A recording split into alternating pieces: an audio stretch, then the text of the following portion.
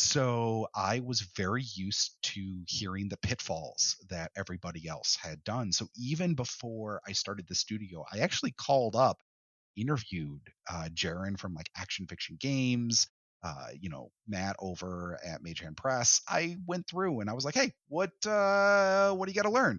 And then they looked at me, and a lot of times they were like, Rick, I'm taking notes from you, not the other way around. Keep it nerdy. Keep it nerdy. Keep it real nerdy. Nerdpreneur, you know I love my work. Life's a game, so I'ma take my turn. Nerds deserve to put their passion first. Let them rap a verse so they can all be heard. Yeah, my nerdy passion basically is drawing. Correct. I'm a breeder of tarantulas, importing tarantulas and some other critters. I am a harpist. I do mainly Celtic harp, video game songs, songs from nerdy TV shows. Obviously, I'm big on Star Trek. It is creature design, fantastical biological creations out of watercolor. We are dice retailers. Nerdpreneur, you know I love my work. Life's a game, so I'ma take my turn. Nerds deserve to put their passion first, so let them rap a verse so they can all be heard. Welcome to Nerdpreneur, where we have fun conversations with people making money with their nerdy passion. As always, I'm joined by my co-host, Frank. Hello. And today we have a very special guest. He is a longtime writer and game designer and the co-founder of Storytellers Forge, Rick Heinz. Welcome to the show. Hello. Great to have you on, Rick. This is actually our second time chatting because this is like our official chat on mic, though. Excited to get you on the real show. And for everyone who doesn't know you already, what is your nerdy passion? Oh, my nerdy passion is definitely metal music and coffee, which somehow translated into me getting involved in both authorship and the TTRPG industry, and then thus launching into building a massive studio. Because, I mean, when you try to replace your blood with coffee on a regular basis while listening to metal lyrics that you can't understand anyway, it's perfect segue towards being an author. I feel like some of your themes within the adventures that you have written are kind of metal influenced as well. Aren't you working on something right now that's kind of like heavily based on like kind of evil in some capacity? Yes. Okay, all right. So, I mean, music is actually a massive inspiration for my life. And it actually was the hallmark of what started off everything that would eventually become Storytellers Forge Studios. Many years ago, I used to work in concerts at Chicago, and I had a bunch of metal friends over at my house, and they're all band members from all these like famous metal bands, and we're all drinking mead as you do. And they were talking about how hard it is to get metal music out there. And at this time, I'm already dabbling with being a writer. I already had published my first book and things like that. And I was like, guys, I could run an entire campaign to your album. And they were like, everybody got really quiet in the room. Everybody started looking at me, and I was like, ah, shit, I'm going to be writing a full campaign book now, aren't I? And then it transpired into one campaign book that spawned into a second transmedia property where we ended up partnering up with different bands and even a larger orchestra. And then our current project, which is the Dark Carnival, is utilizing and collaborating with the band V is for Villains to create this be evil but be magnificent campaign storyline novel music type thing. What was the TTRPG that was this metal inspired project? What was it called? The first one we did would be the Red Opera, Last Days of the Warlock, and then it was followed up with a campaign called the Black Ballad, which is the perfect game to run after you TPK your party. And that one we got to work with not only Dia Morte, we got to work with Symphony X, and even Mike Pittman from Riot Games, the crew behind Pentakill. That was so awesome. Wow. And we released that one, and then I was looking at the Dark Carnival project, and I was like, this one, we want it to feel different, and I need to find a band that embodies over-the-top villainry. And V is for Villains is a convention band along with the likes of Aurelia Voltaire, Protoman, and they have this great following, and they do this synthwave industrial style music, which I thought was an interesting pairing with D&D. And we partnered up with them, and we're going to crowdfunding pretty much right away, even though their soundtrack is, behind the scenes, it's mostly done. So that's awesome. I've been getting into synthwave a lot more lately, so I am going to check those people out right after this. One of the things I really love about all these campaigns that you've designed or worked on, and it is the music side of it. I thought that was really interesting because it's not just this last one that has music not only inspired, but also like accompanying the actual adventure, right? Like there is stuff to do. Like this was the same with the Warlock one you did, the Red Opera, and then you also had like the ones you just said. I mean, Sirens had a bunch of music in it. Like there was all these things that where music is paralleled towards the adventure. Is this normal, or is this just you?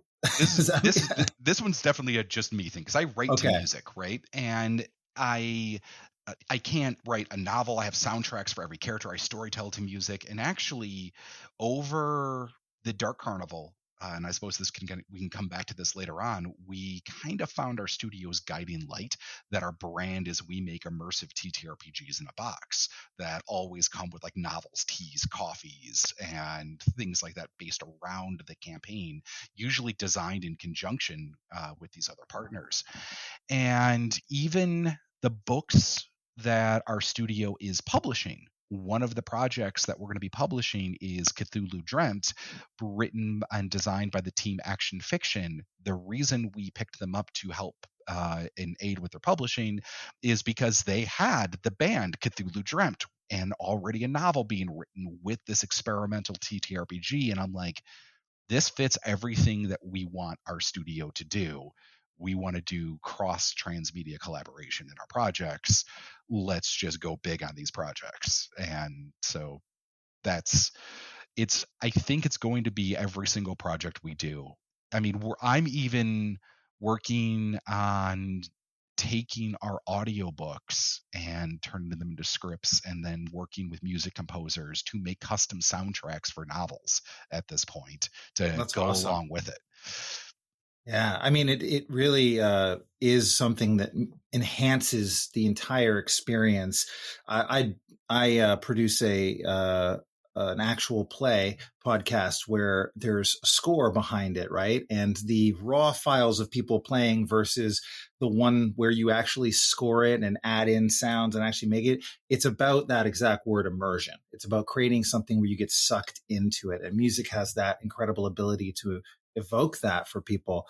You just mentioned something that I think is really interesting in your process, where you write to music, you come up with soundtracks for characters. Can you talk a little bit about your process and how music, well, it doesn't have to be necessarily about music, but what is your process for creating a great adventure? Geez, ask the author and how you design a great adventure. All right, everybody, listen, we got about 2.5 hours in this. We've got you the rest of the night, right? No. Yeah. So, okay, let's say usually it comes up with like the title, you know what you're writing anyway. Usually if I'm hired by another studio to write something, I kind of know what it's about. I am pleased to announce I got to work on the official Crow TTRPG, right? Oh, wow. And that was like my nerdy dream come true from a goth 90s Rick. And so that one was easy. There's the Crow. They have an iconic soundtrack. You just pair the two together and just put that on repeat while I start outlining, and just play that for the rest of the night or the rest of the month as you write that adventure. For other things like the Red Opera or the Black Ballad, I would listen to a lot of Dia Morte's music or the Budapest Scoring Orchestra, music in theme with the vibe that I was shooting for. My novels are completely different, though. When I'm doing long form fiction, I will take characters and I will literally spend hours upon hours just exploring the depths of the internet, Spotify, Pandora, anything to find music in the right vibe, lyric or not. And Then I'll see if I can find music videos of it. And if I can, and the music video still hits when I watch it that way, I usually bake it into a playlist. And I'll have playlists for every character. And then whenever I'm writing that character's chapter, I'll have like certain songs that I'll like go back to and pull that character's stuff up. Importantly, though, none of the music can be in English or understandable. Yes, I was going to ask about that because writing with actual words is so distracting when you're hearing a language you understand. Yep, that's actually why I'm a big fan of like metal and folk metal, but I have like French pop. I have anime soundtracks up the wazoo of like, here's this character's song, and I'll listen to Bollywood or like the crazy where they take the Wakanda band, where they'll take the music in ancient Japanese style and then mix it up to modern covers. And so I'll listen to music from all across the spectrum based on which character it fits their vibe. And once I have the music, that's when I really start outlining. And then my outlines are pretty nuts. I will have entire spreadsheets with every chapter scene by scene, because then I'll also do something where I'll go back through and I'll write commercials for every chapter as if I'm going to sell that in copy or make it like a part of a Shadowrun universe.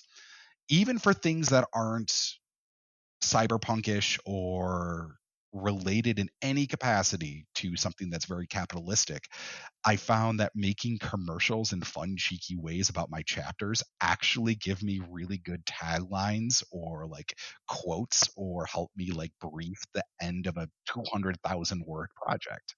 I was going to actually ask about that because, the log line of writing a script is usually pitching the project to producers, to give that like distilled idea of what the story is. Is that kind of the idea of this commercial side of things, is to create something that's a concise, summary of that chapter? Yeah. So when I published my first book, it was through a company called Inkshares. And even though I never ended up following through down that sort of Hollywood plan of take your book to go get scripts made for it, I learned the process of writing a treatment through that publisher, right? And that treatment, it's a nice 1.5 page synopsis of your entire bit. It was very difficult to ask an author to take his 140,000 word novel and condense it down into a treatment. But since I start off very small with sort of the snowballs and I have all these commercials in place, I found that pivoting off of those into what my book is about, or even my adventures, was really handy. And surprise, I did not realize this at that time, but 4 years later, that would come in extremely handy, or that would be extremely handy for me when you have to go do crowdfunding and write marketing and ad copy.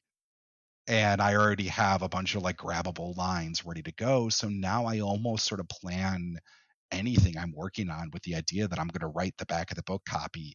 Here's advertising. And I actually have them built into my manuscript template so that they're just done when I'm writing, usually to some crazy, music that's playing in the background.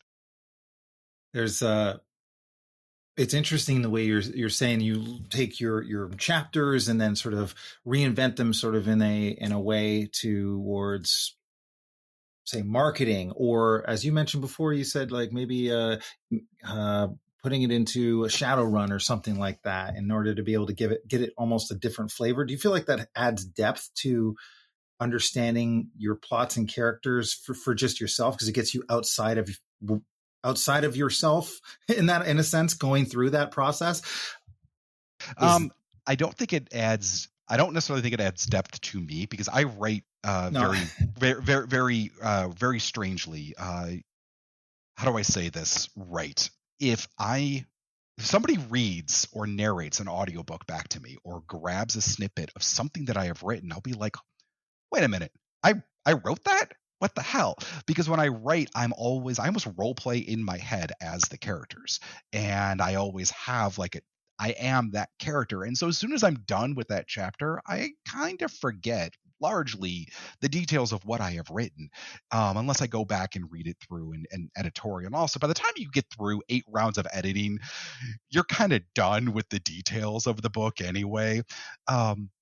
But the commercials and the marketing taglines that you write into the book, even just for fun for yourself, what they've turned into is a great spot to go to for readers to get an instant world hook, teasers, straight little catch lines. And even in RPGs, all of our RPG books, we always wanted to write with full flavor. We didn't want to write dry manuals or manuscripts.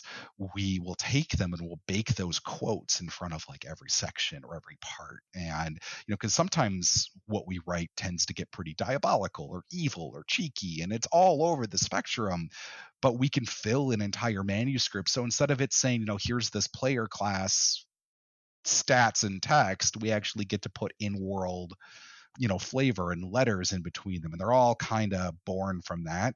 So in the RPG sense, it adds a lot of depth to the world, because even if it's a player handbook or an adventure design or something for a storyteller to run, you can quickly look down and always have an in-universe grabbable quote or a magic product that might have been invented, and there's no other context about the magic product sometimes, just other than here's this commercial that could exist in this world. And that does allow the storyteller to create the improv, or even start doing, like, this session was brought to you by Brooke and Talbot's magical items. That's cool. It's kind of like throwing these anchors out that allow your readers to anchor into this world and really understand it from the writer's perspective by having these little moments. Have you ever read No One Wants to Read Your Shit by Stephen Pressfield? No, but I need to, because that's a fantastic title. It really is. I work with a fantastic copywriter. So he all he ever does is like write copy. Never did anything fictional. But Stephen Pressfield, this whole book is about how he spent years and years and years in advertising and writing ads. And he is most famously, I think, known for Legend of Bagger Vance is probably his biggest novel, because it became a whole thing. But he's written dozens and dozens of great, great novels. And in this Nobody Wants to Read Your Shit, he just talks about how advertising really taught him how to keep people's attention every single page, and keep people going back to the book and coming back to it, because nobody wants to read your shit is the foundational principle of the book. You have to do that. So from a writer's perspective, I'm hearing how you keep yourself in these states with the music. I'd love to know, do you have any tips on just keeping people hooked on the words? Write more. That's honestly, it does come down to it. I don't know. That's just for practice, like write more for practice, or eventually you get better at your hooks, right? And I guess it does come down to, and I kind of agree with this. Nobody wants to read your shit. If you don't find every chapter that you are writing fun, and the concept of that chapter is fun, and you can't pitch that chapter to somebody in like 2 sentences, and maybe you should rewrite that chapter or cut that chapter out. Because the truth is, like, you can write your first novel for yourself, and then every one after that, you want to write your story and your content, but you gotta have an idea of where the hell this damn thing ends. And that means you have a suspense meter to keep playing. And it's like storytelling any game session that anybody plays at a table, right? You want to end your game sessions, even when you're rolling dice, with a cliffhanger that your players are like, okay, when are we going to play next week, right? Otherwise, you just kind of fall into that campaign that never picks up again. There are structures within storytelling, though, that I think if you're aware of them, you see them everywhere, right? Would you say that there are certain structures that you kind of anchor to? Like, for example, genre, like, I'm writing this in Western genre, but I'm going to combine that with, a hero's journey, or are there things like that you put a frame on before you get into writing? Or is it just sort of like you discover it as you go through and it emerges what it's going to be? No, I have a pretty structured method. I think at some point when you first start off as an author, you can kind of maybe pants it. But once you start writing professionally for other game studios or even like multi-line projects, you need to keep some level of, nope, this is an organization, here's a plan. Because a lot of times what will happen is throughout running the studio and everything else that I have to do, you don't get the same benchmarks to sit on down and write and lose yourself or take your time, and you have deadlines that are due. And so having spreadsheets that says, today I'm going to sit on down and I'm going to write this chapter with this beat, with this commercial, here's my soundtrack, all designed ahead of time, means that I can move down that line pretty regularly and consistently. And then when I take my mind out of it and get distracted by another project, if I come back to that, I know exactly where I left off. Do you think there's some of that comes down to, I do want to get back to Chris's earlier question about your process, but I also wanted to touch on that. Do you think it has to do with expectations that your audience, that you know an audience has? Because as storytellers, we know that we're kind of hardwired from, stories being told around a campfire thousands and thousands of years ago, that our brains are programmed to like certain stories a particular way. Like Joseph Campbell talks about, with like stories all around the world being told following certain arcs and heroes. Is there something in that, like, that we see in movies today, that things follow an arc? Yeah, a lot of people like default back to the hero's journey a lot, and the various steps that there are for it. And you can splice and you can cut that hero's journey up 1,000 ways, and we hear that a lot in Western fiction in movies and types. Or the 3-act structure is really prominent, as well. I attended all of the panels. I've done all the workshops. I even went to college at one point. I'm like, I'm gonna take my nighttime classes to, learn the story arcs and study. And yes, there's truth to all of it. It's found again and again and again. But it was summed up best for me on Twitter. Person walks outside, other person hits person with a rock, ensue chase. There's your plot line. At some point, some random act of chaos is going to hit you with something. You either have a choice as that character to do something or do nothing. And if your answer is, well, I just go back inside and close the door, well, that's the end of the novel. If chase scene, continues on, you can keep throwing more rocks until story ends. It's that steady action that keeps moving things forward. We had a similar thing in acting school, which was, of course, because it's called acting, not, enacting. Basically, right? You have to actually step into a scene and do something, and everything you do on stage in some way has an action behind it, right? So, and that's what's captivating, right? Like, because if you're just there and on stage and not doing anything, why the heck are you on stage? So the way that you put this into play in literary form, whether it be RPG design or novels, is every action should have consequences, good consequences or bad consequences that are going to expand upon the world. And when you're writing an RPG adventure, you don't get to say, you get to like hint the consequences that are in a book, but you have no idea what the players are going to do. So you have to give them amazing hooks to lead them one way or another, but still allow like an open ending that might be there. And in a novel, you get to just put your mind as the character and say, this character is going to take this action and have this consequence, which I know may not be the best one, at least for that character, but it's going to make the best story. And so when I start piecemealing global or world events or personal events for the characters and their consequences, it starts spider webbing into this big giant plot tree. And then from there, I can kind of pick, I like this thread. Here's what I'm going to write a book about. So you mentioned that, I mean, as TTRPG, homebrewers ourselves, there is always that struggle of finding, like, what will my players want to do? Sure, I have an idea, but you touched on it, and I kind of wanted to dive into that a little bit more. You're never really going to know what all the players are going to want to do, especially when you're writing to a large audience rather than just your table. So you said you make really captivating hooks. Can you dive into that just a little bit more? Yes. So in the Black Ballad, the whole tagline for the book is "You died, now what?" right? And love it, by the way. So we wanted to make an RPG because we're homebrewers ourselves, and we wanted to make a campaign book that would fit with everybody's home table, right? For like almost designed for homebrew GMs entirely. And so the book is spliced up. The storyline is into 10 chapters. It's going to explore the implications of what happens, or what are the consequences of resurrection magic in the fantasy setting, right? Because if you bring anybody back from the dead, then why would a king ever need to change his behavior for 100 gold pieces? He can keep getting himself revived, right? He could just stay a tyrant forever.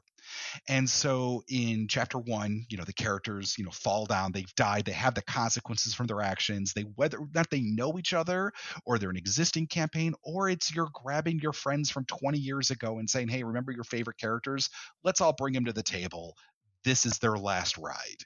And so there's different ways to get into it. And right out of the gate in chapter 1, the characters come to terms with their death. They see the new setting. They get a chance to have something familiar and have some food or like some quirky elements to them. And then there's a very obvious call to action when they have to either save this cult or let these people die, and then get involved to save a bar. And we found that characters are far more likely to save the bar and the tavern than they are the cult. And so, we put the cult inside of the tavern, right? That was a thing that we were like, okay, let's play test this. But at the end of the adventure, at the end of chapter 1, when the music changes, the sky literally turns crimson red and souls start raining down in mass over the entire setting of Purgatory. And that's where we end the chapter. And the players are like, wait, what's going on? And they're really curious about that, especially when the music starts ramping up towards the finale of chapter 1.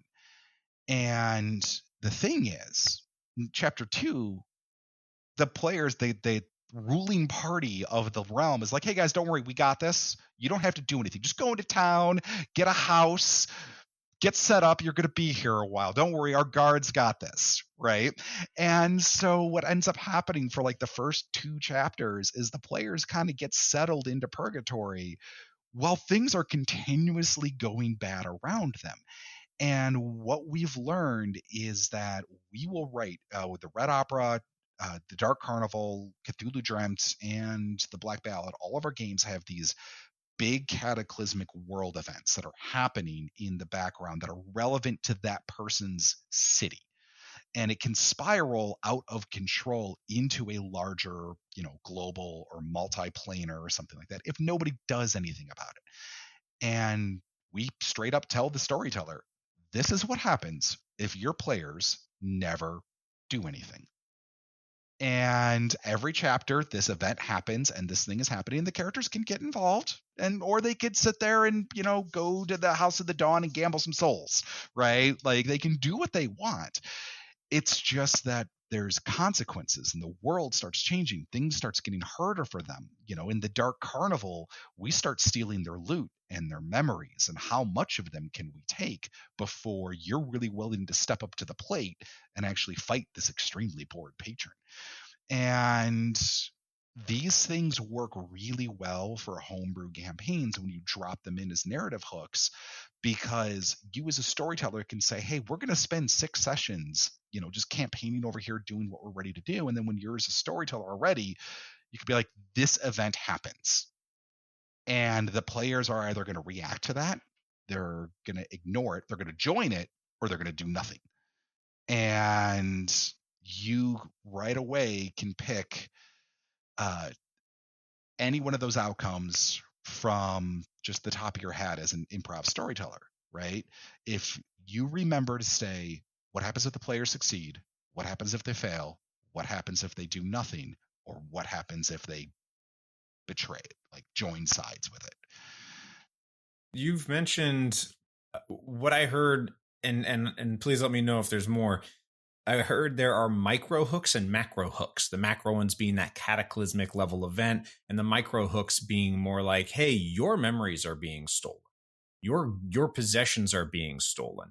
Because I'm more familiar with the concept of a hook with a micro level. It's like, cool, you came to town and you're looking to strike it rich. Like, now go to the job board. Like there's that. I think as storytellers, it's great if we can add that bigger element of like, this world is bigger than you. And just to prove it, there's a war between giants and dragons happening right over that hill. How is it going to impact you? Let's find out. Like, that's pretty cool. Is there anything else in between in that? If those were the breads in this burger, is there anything in between there as far as hooks? Because I know that there's more. There is. But I think that's probably where it comes down into the social element of the factions, the NPCs that you meet.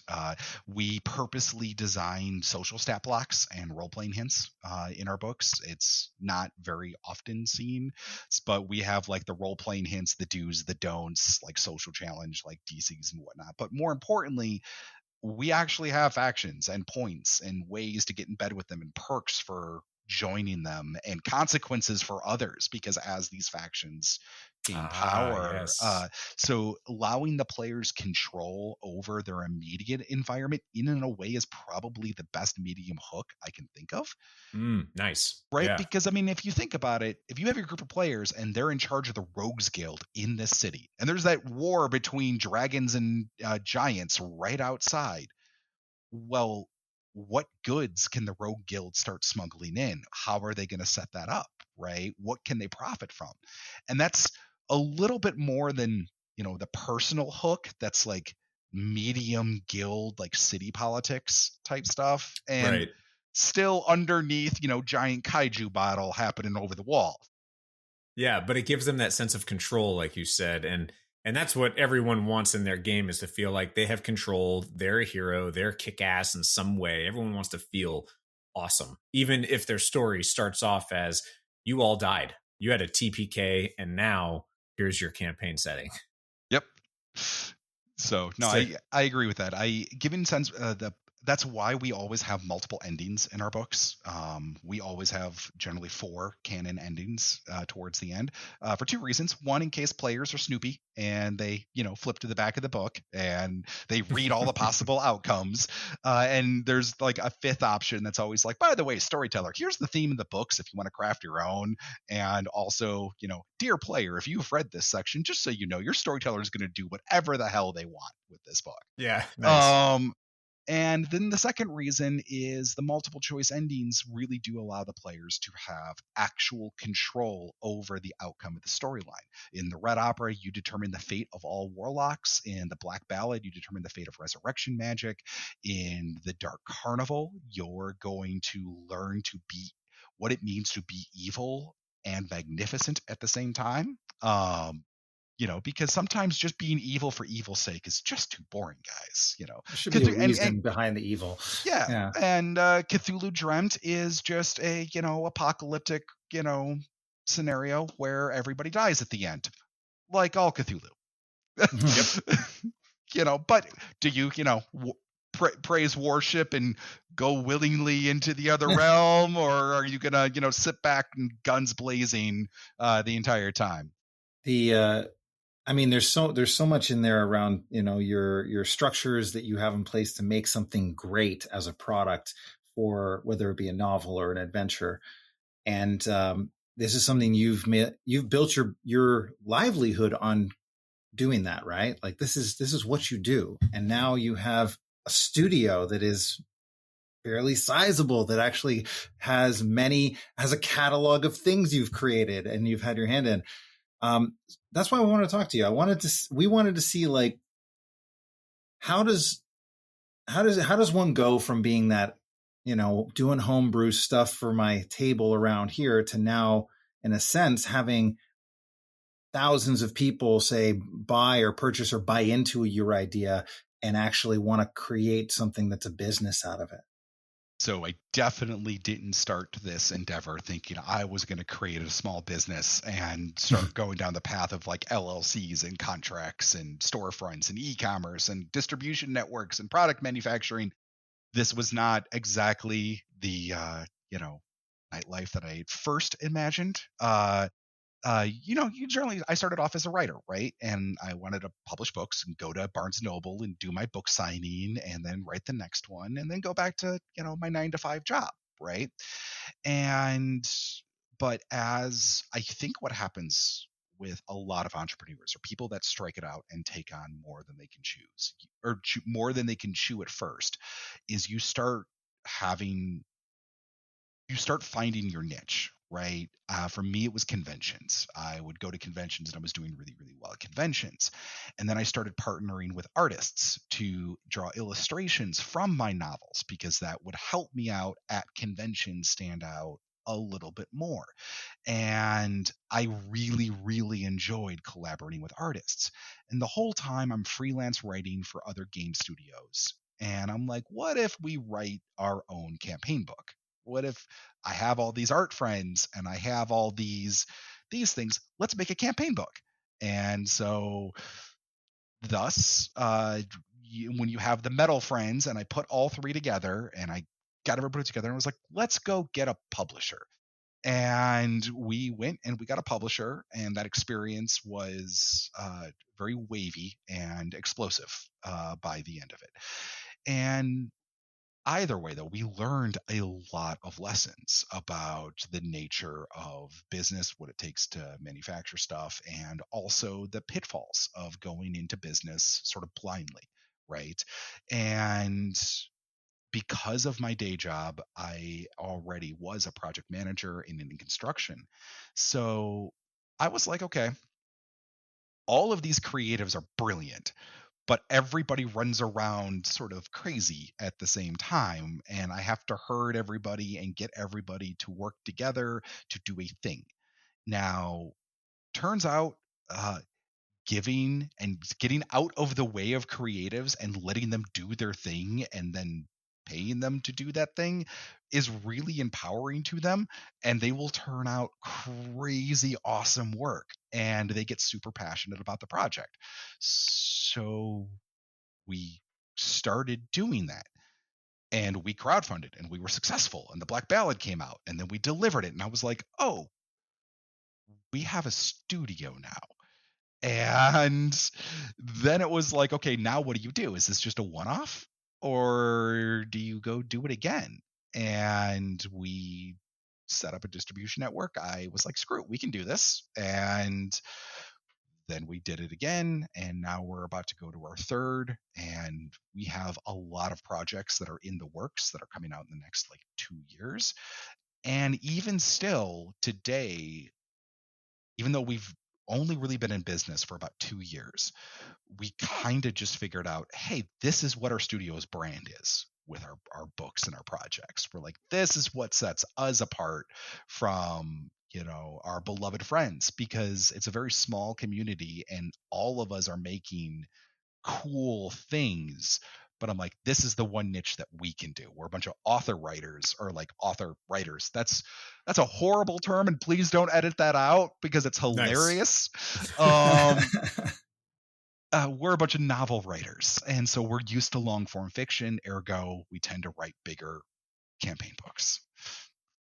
That's it's fascinating. There's so much in there around what you said around project management, right? Like that, you're leading a team down a road, and very much like a dungeon master, hooking people into doing their jobs, right, and making sure that things get done on time, and all of those logistics. Could you talk a little bit about the crowdsourcing or crowdfunding, I should say, experience, and maybe what's different from your first crowdfunding to the ones you do now? Were there things that really made a difference? Yes. All right. So when I first started crowdfunding, I had an edge. I had already been a press writer for Geek and Sundry and Nerdist for a long time. And so my job was to actually interview other TTRPG creators and cover their crowdfunding campaigns.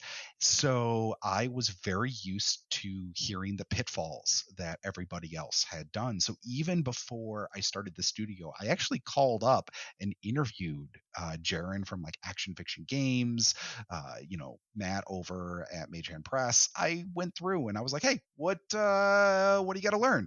And then they looked at me, and a lot of times they were like, Rick, I'm taking notes from you, not the other way around. Like, what are you up to?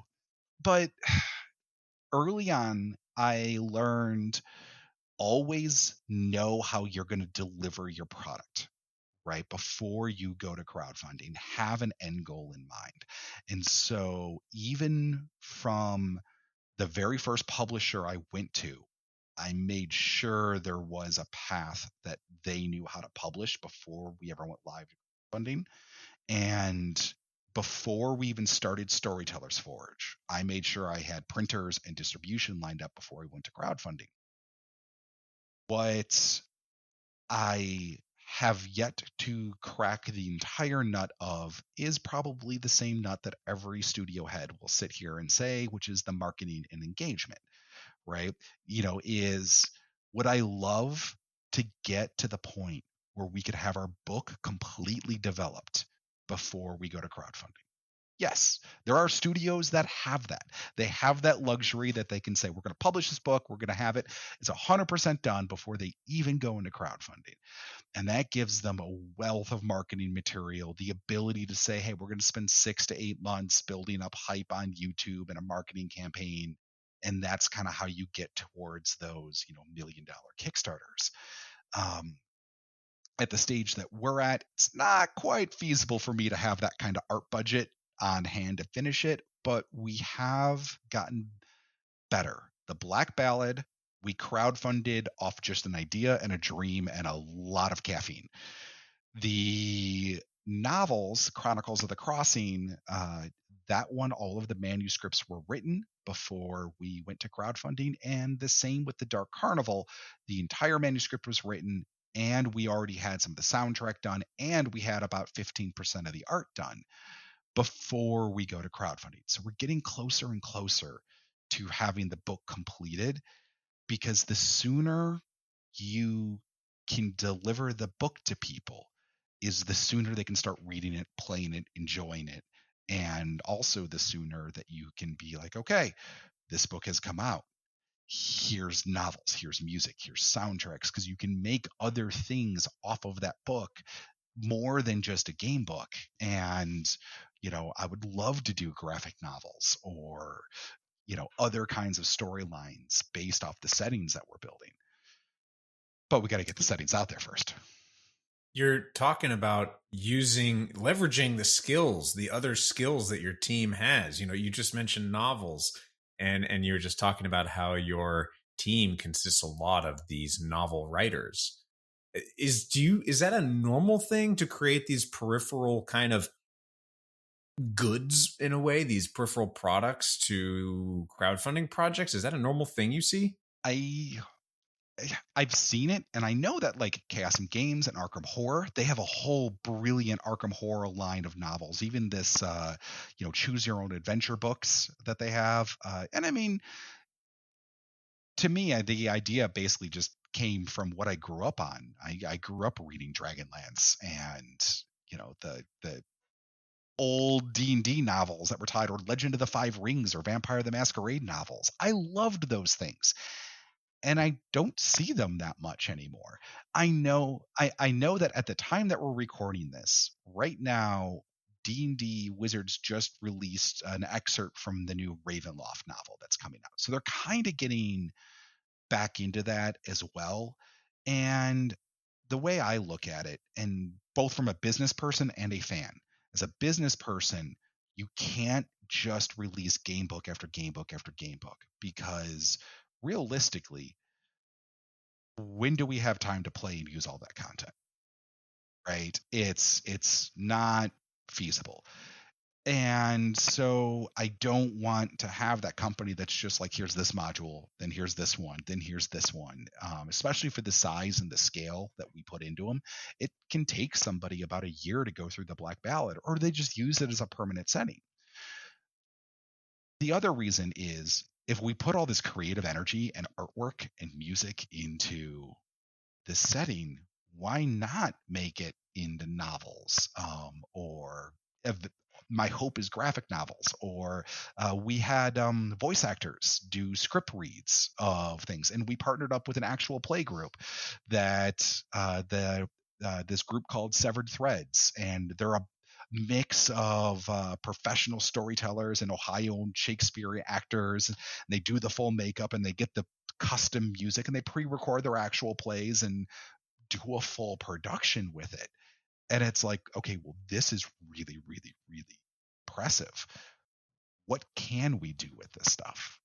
That's more than just, hi, here's a game book, right? Because we aren't writing in other people's universes. We're writing in our own. And that means we can, well, do what we want with it. So how much does it cost to really, if I were to create just the game book, and how much is a crowdfunding campaign need to make for anything to even happen? Okay, so that is, I'm going to answer this in two different tiers. All right, so tier 1 is sort of your small, you're probably going to go print on demand. Maybe it's a paperback style type supplement. You probably want to raise realistically in that 20,000 range. Now, there are people who get by plenty fine underneath that, but when you really total up the cost of your website, your marketing, your time as a writer, because if you don't put your own time in there, you're like, well, I don't have to pay any writers. I wrote it myself. Well, that's great. You've spent your life capital to do that. So what do you got to pay yourself? And same goes with art. Well, I don't have to pay my artists because they're either royalty based or they're, my friend who's co-doing this with me, and we're just going to split the profits. Well, if there are no profits left after you get done with marketing, your print run, your development, your shipment, so 20 grand for a small book can kind of get you. The closer you get to 50, the safer it is, right? Especially with inflation and manufacturing and print costs and everything that has changed. I mean, even Wizard of the Coast, their book prices are now finally going up to a realistic amount. So, $80 for a game book is kind of where you're starting to see things finally settle in on. The other side of that is, let's say you want to make that cool, pretty, full color hardcover book. You're looking at about $116,000 to $120,000 in crowdfunding. And that is counting for you spending a decent art budget. Having an art director, layout design is more expensive than people think, and it's very difficult to find a layout artist. Your print runs are substantial, but you can mitigate print costs based on where you print, although that's about to change or not change. We live in chaotic times. And then there's marketing and your Stripe fees and your transaction cuts from the crowdfunding platforms. Everybody gets a slice of the pie. So when your mom calls you up and says, oh my God, I'm so proud, you raised $150,000 on this crowdfunding campaign, you can be like, yeah, can I come over for dinner? Because I'm broke. like at the end. But that's where you have to have a bigger imprint than just a 30-day crowdfunding window. So if you think about it, crowdfunding is only 30 days. It helps jumpstart your print run. That should not be the lifespan of the product that you're making, or your business plan for that matter. Because if one of your crowdfundings doesn't hit and that's your only source of income as a small business, well, then your only solution is to go do another crowdfunding campaign. And if that one doesn't hit, now you're in double debt. And you're starting to lie to yourself and play this Ponzi scheme, right? And the next thing you know, you go belly up, and then none of the backers get the rewards because you can't fulfill them. And that's plenty of stories about that. Yeah, I mean, that is the risk of crowdfunding. We've all heard or backed something that just didn't wind up either delivering quality or just delivering at all. I'm curious, like you mentioned rewards.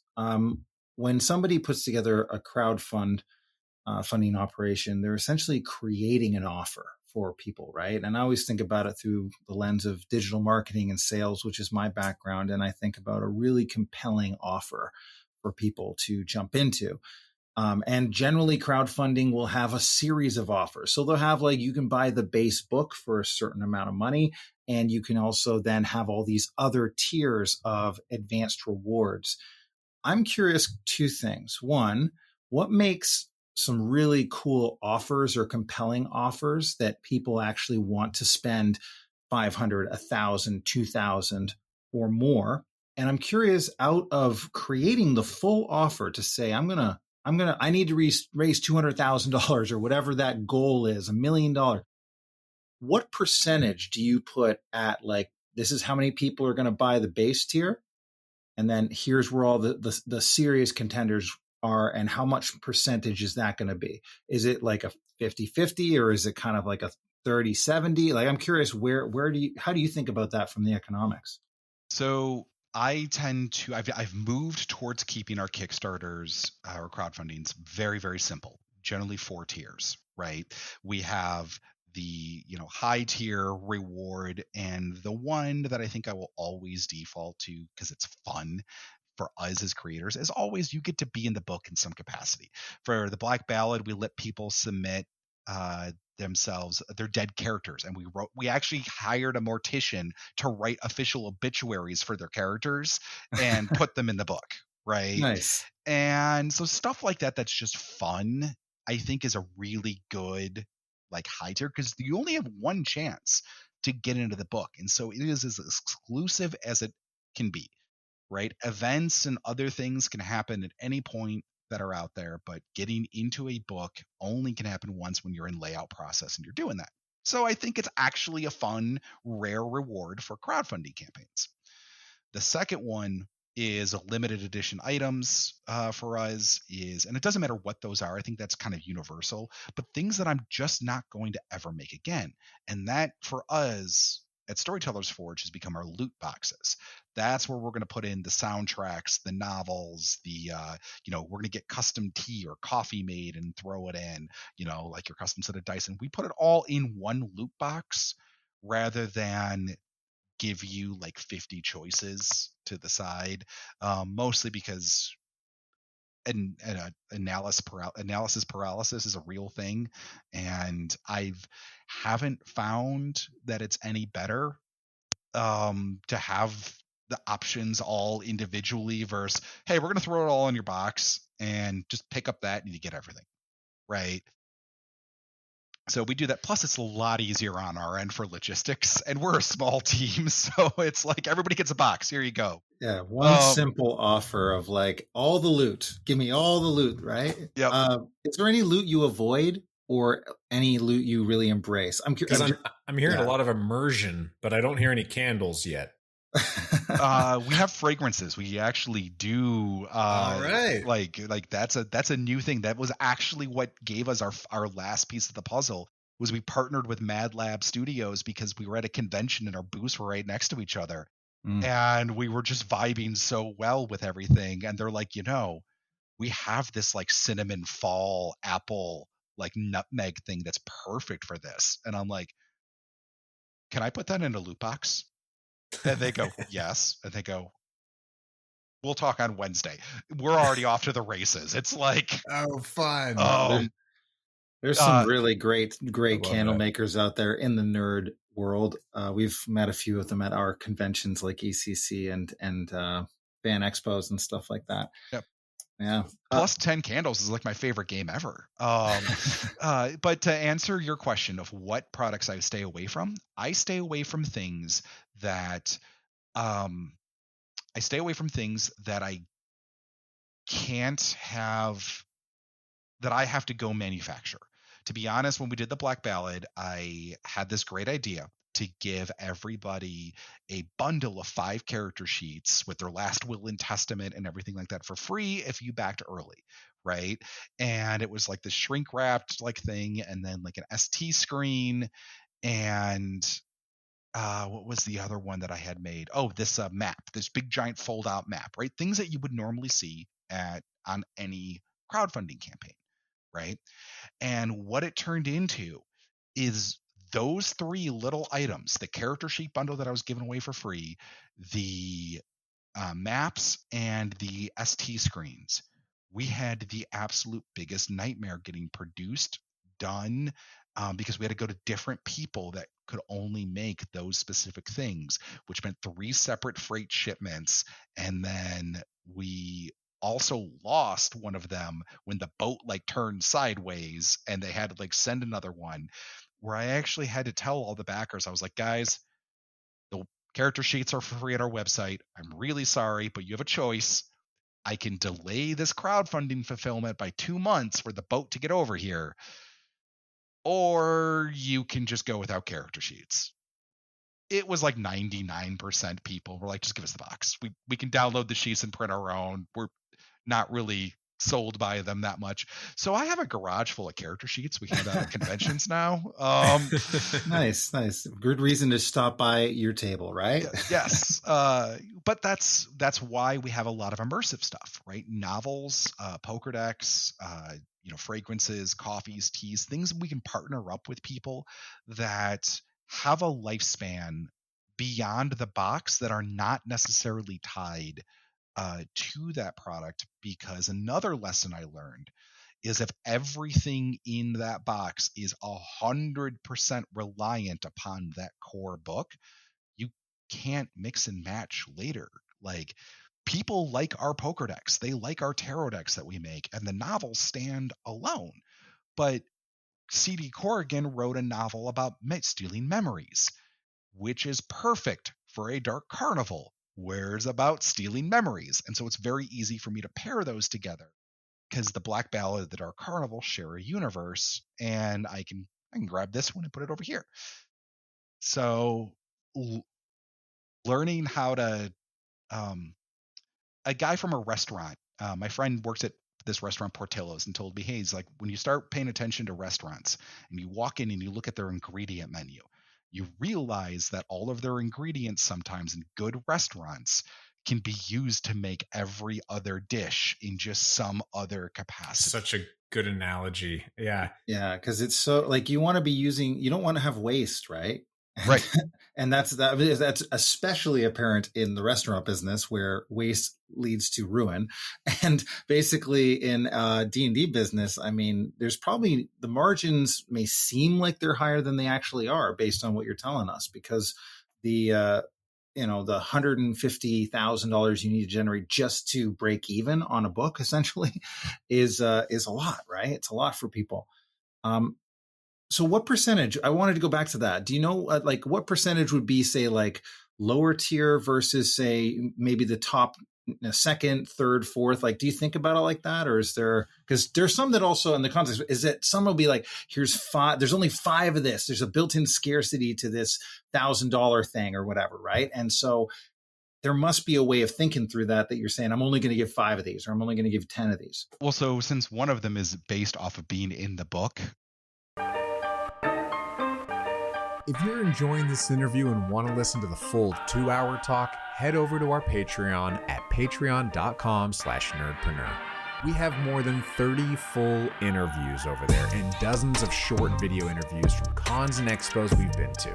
If you're starting or currently running a business and want to learn from those already crushing it, there's a wealth of firsthand experience collected right there for you. That's patreon.com/nerdpreneur. I feel like now is a great time to transition over into random rolls. I think it's a good time. Do you have that D100 ready? I have 2 D10s, which will serve as the classic Riffs Excellent. or Vampire the Masquerade percentile dice. Perfect. So what this entails is we're going to have you roll that D100 a few times. The first time, we will take that number, we will consult our very mysterious list and ask you a question. These are typically less serious and more fun, but sometimes they get downright mean. So, go ahead and roll. We're going to begin this with a great classic number of 75, good sirs. Oh, a respectable 75. Do you have a tabletop pet peeve? Ooh, See, the problem is I don't know if it's whether or not I'm just going to go with storytelling. I'm the forever GM. My tabletop pet peeve is hands down eating at the table. You don't like people eating at the Yeah, table? that's my thing. Is like somebody's like, okay, it was all because I had one guy with a bucket of chicken sitting there at the table and he was making the lippy smacking noises, and I'm trying to narrate this villain's art speech, and it's just you hear him like licking his fingers and crunching on the fry, and I was like, Adam, will you please stop with the fried chicken? I've built the suspense and you're ruining it. And then there's the smell, and it can knock people out of whatever like thing. No, food at the table is probably. Now I will be down with food and drink prior to game, and we will make custom food there. But at the table, no, guys. And then somebody spills Fried chicken doesn't add to the catacomb immersion. Yeah. Unless it's, fried cobalt, I guess. But, but also somebody spills their drink on their character sheet, and then the whole weeknight's ruined. Yes. No, food at the table. That's my pet peeve. Good. All right. So what, even ruffles or something like that? Like no crunch? Oh, I imagine doing the whole diabolical monologue and the speech and in character. And like, unless that bard's sitting there eating the chips in character, like, you go, girl. You got this. Monologue at me. All right. Let's roll again. All right. 79. What is the most impractical use of the Force? Most impractical use of the Force. Yes.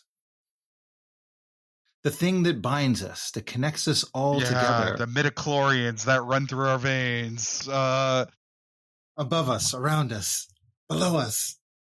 The most important force in the universe. What would be an impractical use of it?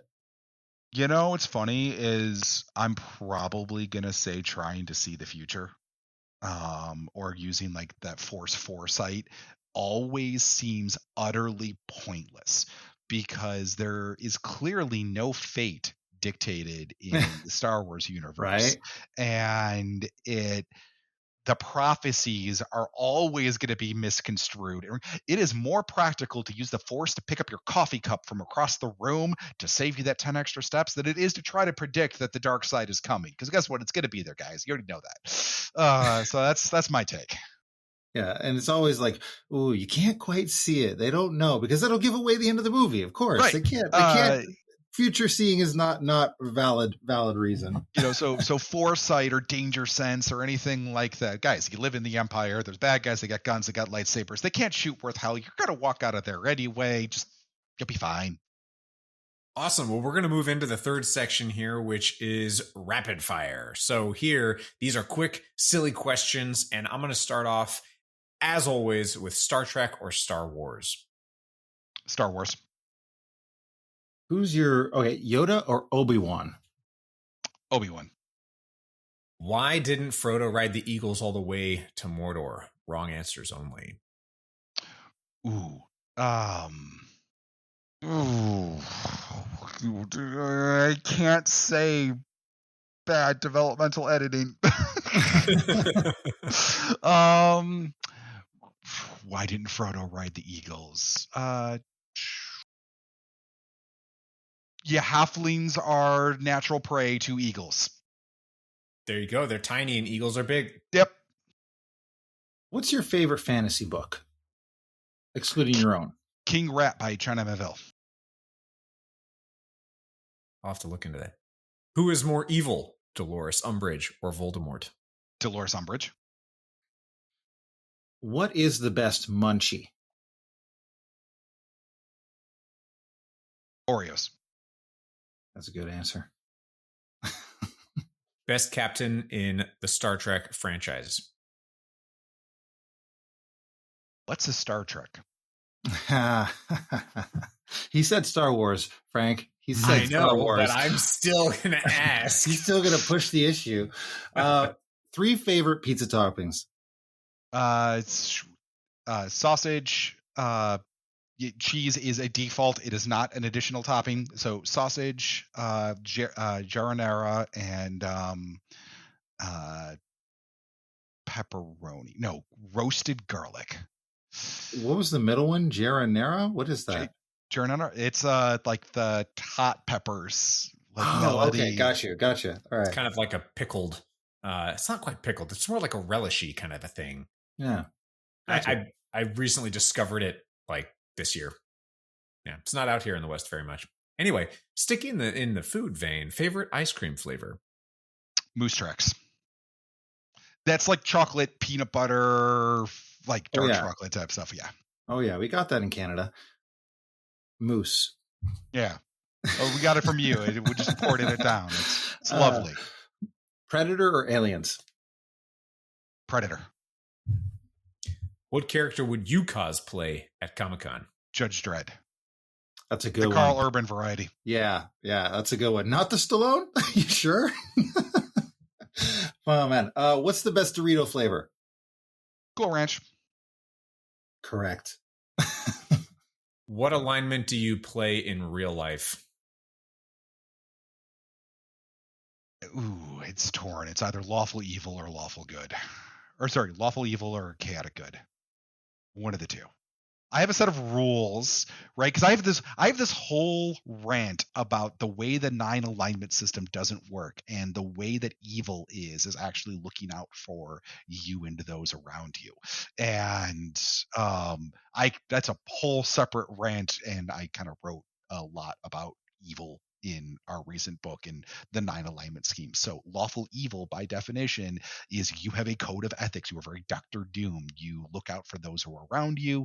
You care, you protect for them, you watch out for them, and you won't stray from your own path, but you're not going to accept the rules of society in all cases.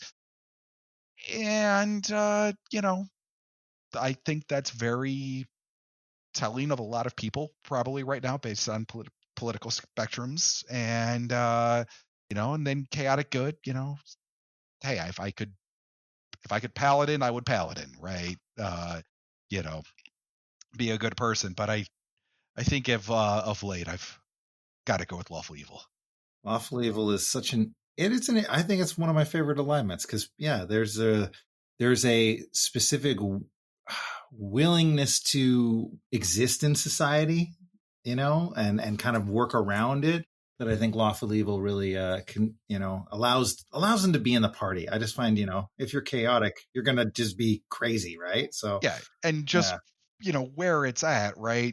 Some people can earn so much money and shape so much, and I'm not going to play by those laws. And right is a spectrum, whatever. Right? Like we can. Yeah, what's right for this? What's right for the? I think it's healthy for a lot of groups to have someone in that vein in their party, just to balance out the role play and the strategizing. Yeah, evil is such a defined concept by the nature of the world and society that they are looked at, and what might be considered evil to a society of undead necromancers will probably be considered very, very different than your classic Lord of the Rings Hobbit village. Yeah. So what's too far for those that are already on the edge? Like, what do they consider too far? It might be like giving cupcakes to your freaking neighbor, or bringing holy relics into the kingdom. Yeah, necromancers may not appreciate natural birth. They just only want undead birth. That's the way you can bring life about is through undeath. And so, if you have someone who's evil in that society, that really starts to make an interesting campaign, right? It's one thing I write about in all of our campaigns. I always try to define what is outlawed in this city. What does this society count as evil? And that's a benchmark for crime and what makes an underworld or an above world or how the society might operate.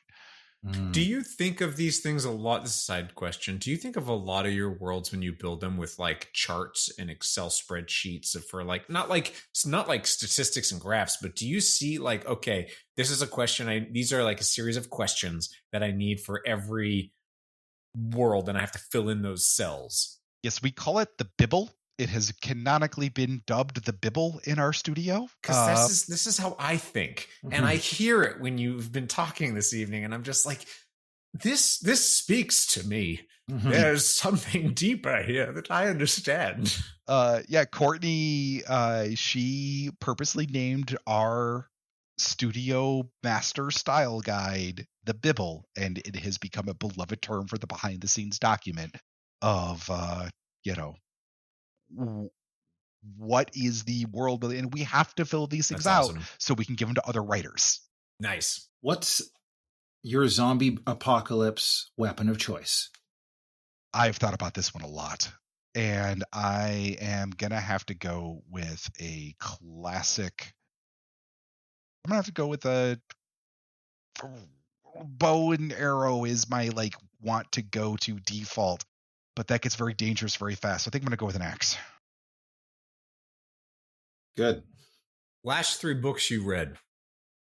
Last 3 books I read were Slaying the Dragon, The History of TSR by Benjamin Riggs. I just read that, by the way, on your recommendation. I just finished it 2 weeks ago, and it's awesome. So yes, you told us about that when we last chatted, and I dove into it when I was doing all the recent episodes that we released. But yeah, good recommendation.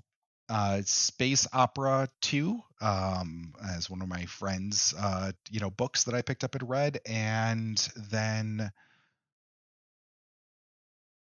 what was the title of that one? Talos by Brian Anderson.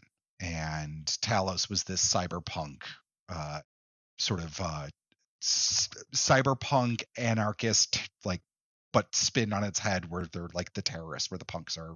You're looking at it from the corporate side and how they are disrupting society. So it was an inverted fiction, and it was good. It was good. So those are the last 3 that I've read. Nice. Who's the best Spider-Man actor? I'm gonna go with Tobey Maguire. Perfect answer. I can't Thank you very much. There's so many people that like Tobey Maguire. I keep saying it, man. Dude, we were just talking about his Venom walk the other day after we saw Thunderbolts. He was tremendous. All right, this is going to be a charged question, but we talked a little bit about this earlier. Pizzas. What type of pizza? Chicago style, New York style, or thin crust Italian? So in Chicago, the biggest misunderstanding is that we actually have all 3.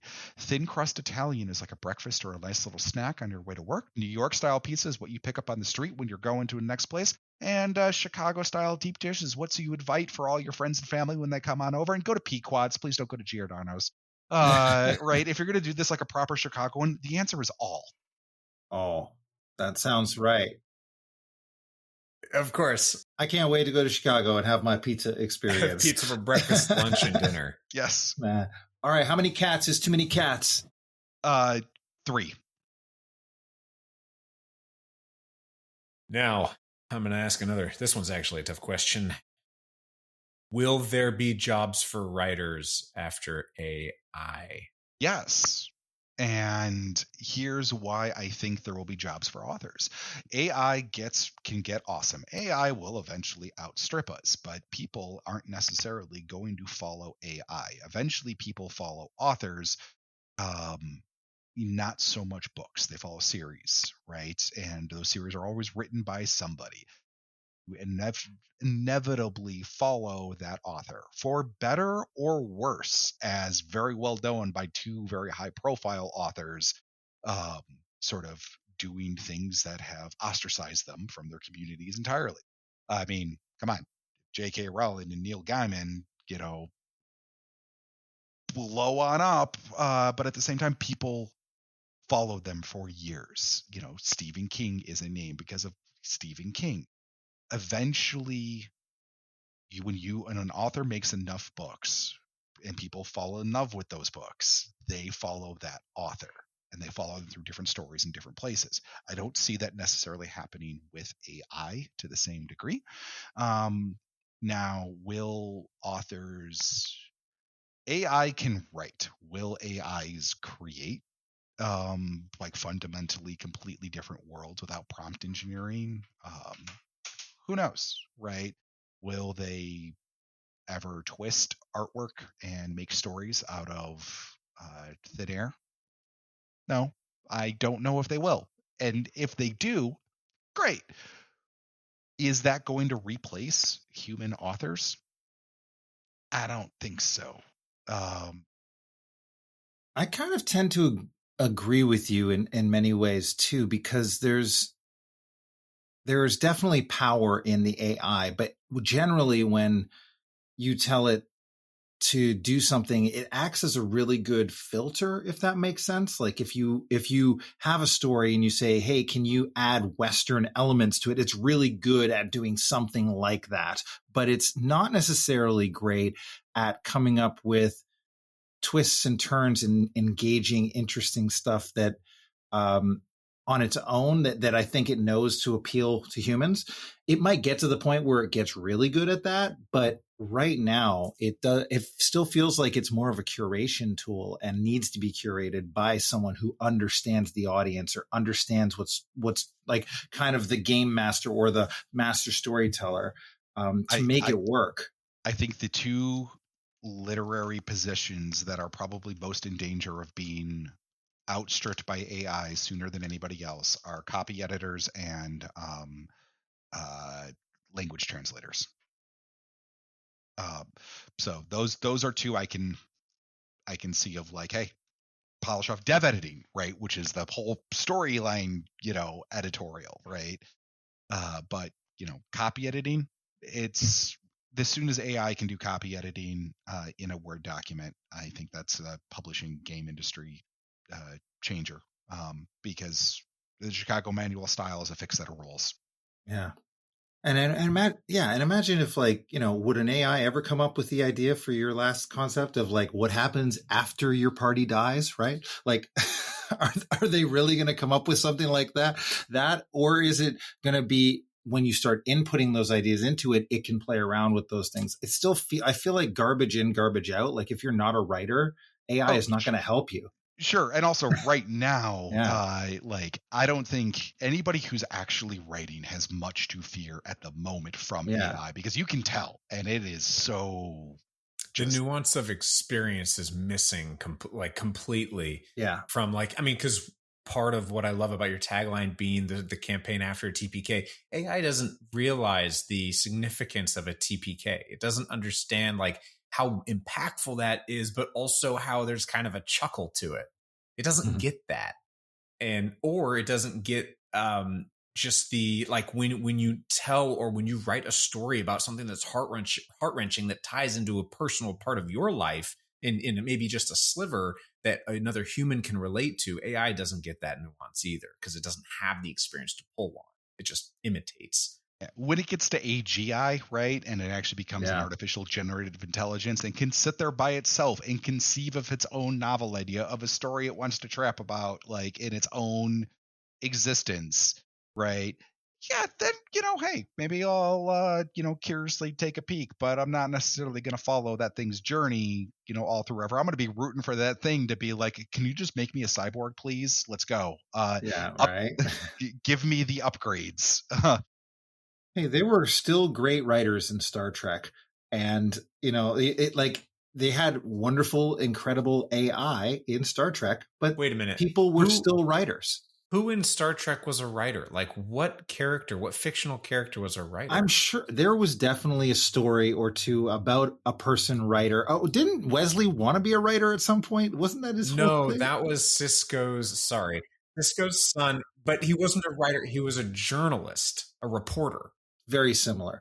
Anyway, I'm just trying to bring up that there were writers that happened in the future. Sorry you had to be here for this, Rick. But Chris, come on. Are we going to have another Star Trek argument in front of a guest? No.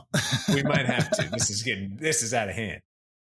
Well, Rick, this has been awesome and amazing to actually chat with you on mic about what you do and sharing all the wisdom. And thank you so much for your time. We like to finish off our interviews, though, with something a little inspirational. And there's so many people listening that would want to be doing what you're doing, or at least working in their specific niche, bringing their passion to reality and making it a successful business. That's who we talk to, and that's who our people are. I wanted to ask you, for aspiring nerdpreneurs out there, what advice would you give them to move into their nerdy passion? Whatever you begin, always have that 3-year outlook to what you're trying to do. Because if you go and you get your first set of failures, and everybody is going to tell you again and again and again, and probably on this podcast, every other person is like, oh, don't give up early on, because there is actually some element of truth to that, right? You start small and you just keep building up of what you are doing.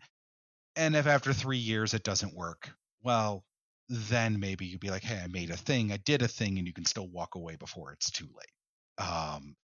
But that's my rule. Or the second one is, if you are going to create something nerdy for fun, imagine you were going to try to sell it, and then start from that point. If you're going to take your passion, how are you going to get it to other people that are not your local family? And if you start with that in your mind, it helps you envision where you need to go to get to that point. Love that. Love that.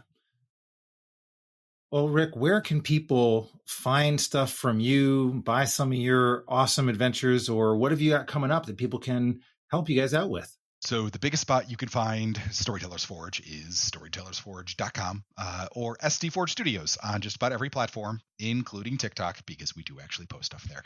YouTube is quickly becoming our primary. And this summer, we have 2 awesome releases coming out. One of them is the Chronicles of the Crossing. Remember that Black Ballad, the perfect adventure after the TPK? We had 4 novelists read the setting and then tell their own stories of full fantasy novels. We have war-torn mystery. We have necromantic heist, like rogue punk fiction. We have star-crossed lovers. So each novel is a different tale within the Black Ballad universe, the setting of the Sunless Crossing, about the perils of purgatory, the adventures within there. And all 4 of them releases a box set this summer, just in time to come out with Dia Morte's the Black Ballad heavy metal album, that the whole orchestra that pairs with this actually tells the story of the rivalry between 2 characters in the RPG that hate each other. And they got like the Doom Eternal Choir and like everybody else working. And that's the full lyrical, like if you enjoy metal music, listen to that. And but the Black Ballad novel series comes out on June 7th, and it'll be available everywhere. You can already start reading reviews of it online because the Goodread arcs have already gone out. And then the other book that's coming out this summer is The Seventh Age Decay, which is my personal novel series. And my novel series is sarcastic urban fantasy about the end of the world after we bring myth and magic crashing back into us, and playing around with that concept. Sounds awesome. Well, thank you so much, Rick. And thank you to everyone who's listening, tuning in. And as always, keep it nerdy.